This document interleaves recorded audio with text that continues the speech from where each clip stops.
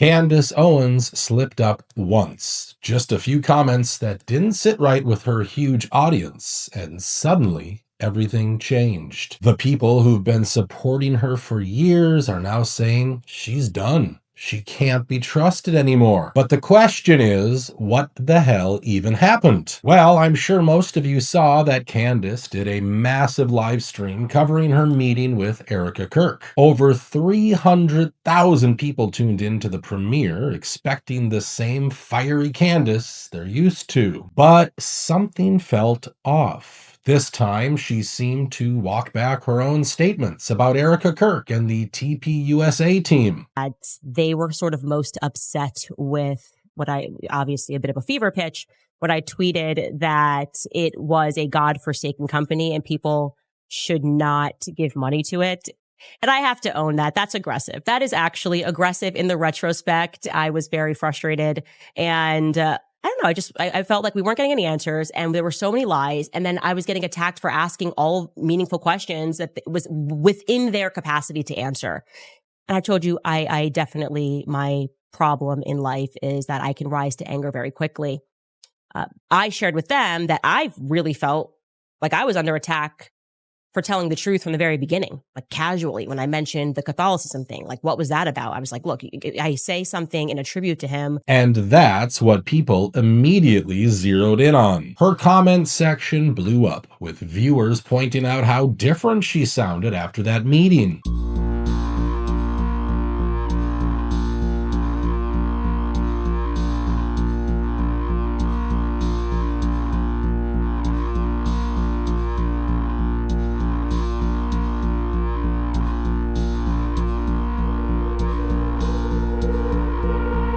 It got so bad that Candace actually had to address the backlash directly. She left this lengthy comment about negative feedback from her own audience of millions. But that didn't really help. Now, we don't know exactly what was said behind closed doors. But we do know this meeting happened right after Erika Kirk publicly and aggressively told Candace to stop talking about her husband's assassination. The podcaster Candace Owens. Okay? At one time, a friend of Charlie's, at one time, an employee of Turning Point.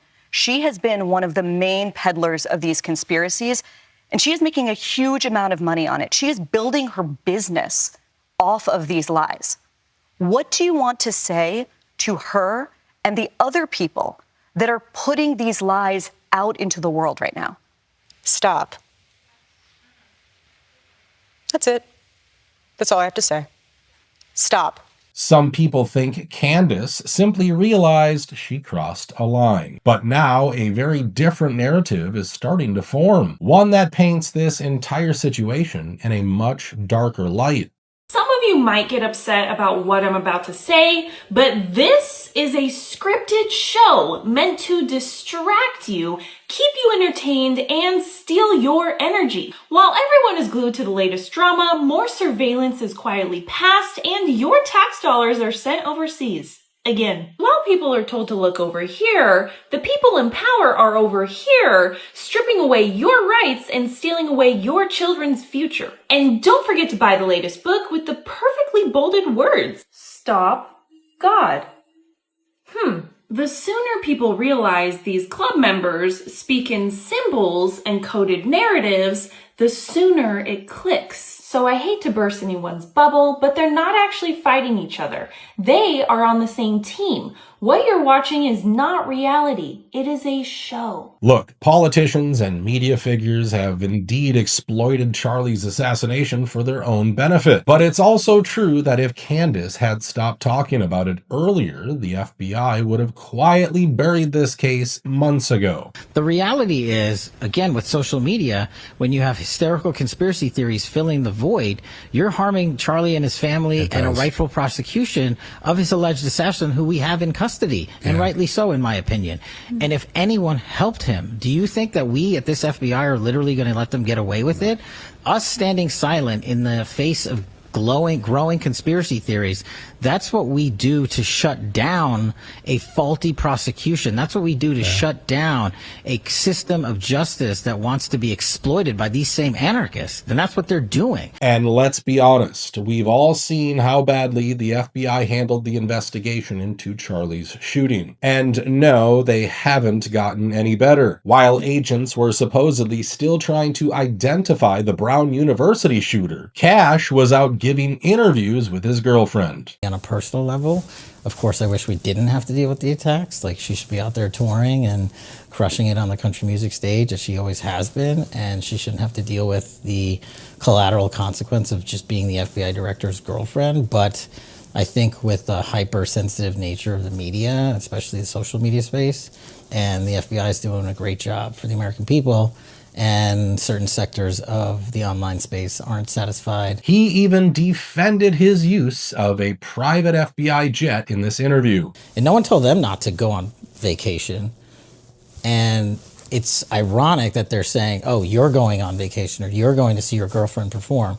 And if I was actually abusing it, I would go see every one of her shows. And it seems the agents followed his lead, because while he was having fun, they were also just playing around in the snow.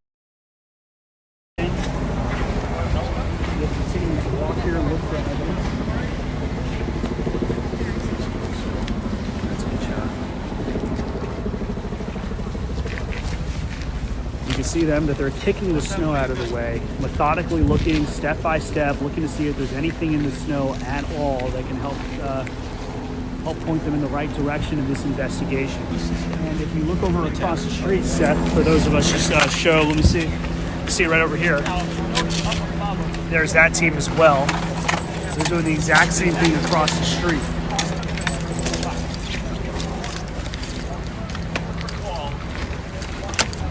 We're looking right now at the FBI, who is gathered there as part of the investigation. And John, at times we've seen them with actual rakes combing through some of the snow-covered ground there, some of the shrubs, some of the trees. They're obviously looking in very specific areas. Again, this is live, watching the FBI combing through, obviously looking for any bit of evidence to further this investigation, live out of Providence, Rhode Island, John. Yeah, anything that the gunman might have dropped or tossed on his way out of the building as he went walking down the street, because that's right in the area there where the surveillance camera got a picture of him, where our Brian Yennis has been dutifully reporting from. Okay, so we're going to continue watching this. John, obviously, as that community and those students have been shaken to their core, the school and the local police are urging vigilance, obviously, in the area. What's truly insane is this. In a world where cameras are everywhere, there is still no clear video of the actual shooting. We can see the shooter walking around the neighborhood, but somehow there's no footage where his face is clearly visible.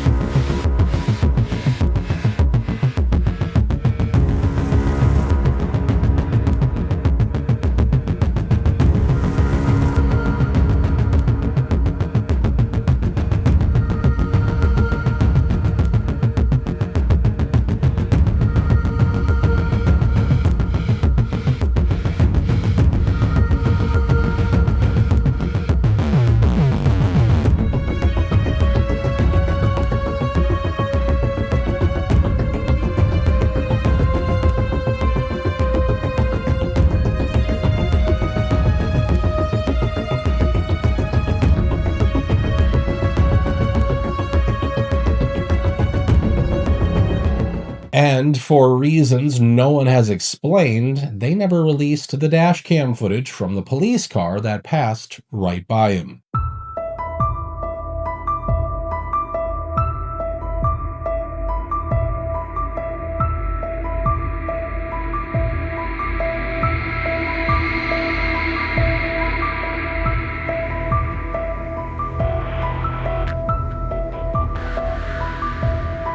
Of course, that footage would have given us the clearest look of all, but I guess we don't need to see the guy's face. Now, this isn't the only strange case unfolding right now. We also have the Rob Reiner situation. Now at 8, the son of famed director Rob Reiner charged with 2 counts of first-degree murder for allegedly stabbing his parents to death in their Brentwood home. New details are emerging about Rob Reiner's son, Nick Reiner, and his behavior at Conan O'Brien's Christmas party, just hours before his parents were found dead. According to multiple reports, the 32-year-old screenwriter unsettled guests at the high-profile holiday gathering. I'm not gonna lie, when I first saw some clips of Nick Reiner, something immediately felt off. And I want you to see this and tell me what you think. I mean, you know, we get into issues and I would see, you know, the whole process for me, I can just speak for myself, it did make me understand him a lot more, and I think it made me a better father. Hopefully it did. I don't know, but I think that, and you'll see it in the film, what happens is, you know, if your kid is going through rough times, you know, the parent your main job is to keep your child safe. So I would do anything. I felt that a lot. Of course, we all know Rob Reiner has been openly anti-Trump for years, constantly criticizing the president. There is no crisis except for the one that Donald Trump created. Yeah. There is no crisis here. But he created one, and clearly all he's interested in at this point, let's cut to the chase. This is about racism. This is pure and simple racism. That's all this is. He's hoping that the people who support him will be ginned up and running to the polls to make sure that brown people don't come into America. And now people are asking a different question. If he was always claiming the moral high ground, how did he completely fail to look after his own son? You want to know why I call Reiner's dead? Real simple. My friend, speaking of the dead here, you had a son. You had a son in turmoil. You had a son with problems. You had a son with emotional damage. And you knew this. You sent this kid everywhere, and then you wrote him off. From what I understand, he spent quite a bit of his time homeless. And let me tell you something, son. Your son ain't made of the kind of that I'm made of. I spent 3 years out in Watts, L.A. on the fucking streets myself. And let me tell you something. My big ass almost got raped by a bunch of motherfuckers. So I know your son probably did, or worse.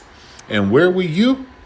What were you doing while he was going through all this turmoil? Where was your wife? Well, you were on TV shows talking about how up Trump is, talking about how the people who voted for him were. You didn't do anything to help, not even the people in your own household. To me, though, this looks like yet another distraction from what's really going on in this country. The media is more than happy to push it nonstop, but I think our focus should be on things that actually matter. Like this: who's going to be the next president? Because it looks like President Trump's biggest donor may have just revealed who her preferred candidate is. Miriam gave my campaign indirectly, $250 million. She was number one. When somebody can give you $250 million, I think that we should give her the opportunity to say hello. And Miriam, make it quick, because $250 million is not what it used to be. Okay? Hello, darling. Come in. Incredible woman with a great husband, a man that loved Israel. Well, Mr. President, when you were in the Israeli parliament and you gave a speech and you saw me from far away, at that time I came with a scooter to the parliament just to hear you. I wanted to hear you alive. And then you say, Miriam Adelson, and I stood for a second, but it was so painful, so I sat. Then you screamed, Miriam, stand up! And I wish you would have known, but I stood up and heard all your compliment, and thank you very much. I saw you back there standing. Yeah, you saw me. She stood Thank up you. bravely. And now I met Alan Dershowitz, and he said the legal thing about 4 more years, and I said, Alan, I agree with you, so we can do it. Think about it. Alan's here someplace. Where's Alan? Alan is here. Oh, he had a flight. Alan is here. Think about it. Thank you. Maybe I will be the first one who told you, or second. She said, think about it, I'll give you another 250 million. What's crazy is that just a few months ago, everyone dismissed this as a rumor. Even the president himself denied it multiple times. Very interesting thing. I have the best numbers for any president in many years, any president. And I would say that if you read it, it's pretty clear. I'm not allowed to run. President Trump confirms once again he is not allowed to run for president for a third term. Speaking on Air Force One today, he says, although it's too bad he won't have another 4 years, there are a lot of great people to take on the role. Trump has touted Vice President J.D. Vance and Secretary of State Marco Rubio as two potential successors. But as you just saw, it might not be a fantasy anymore. If you really know who Miriam Adelson is, then you know she has the money and the influence to sway a lot of politicians in this country, which means something people didn't want to take seriously before is now very much on the table. A third term is suddenly a real possibility.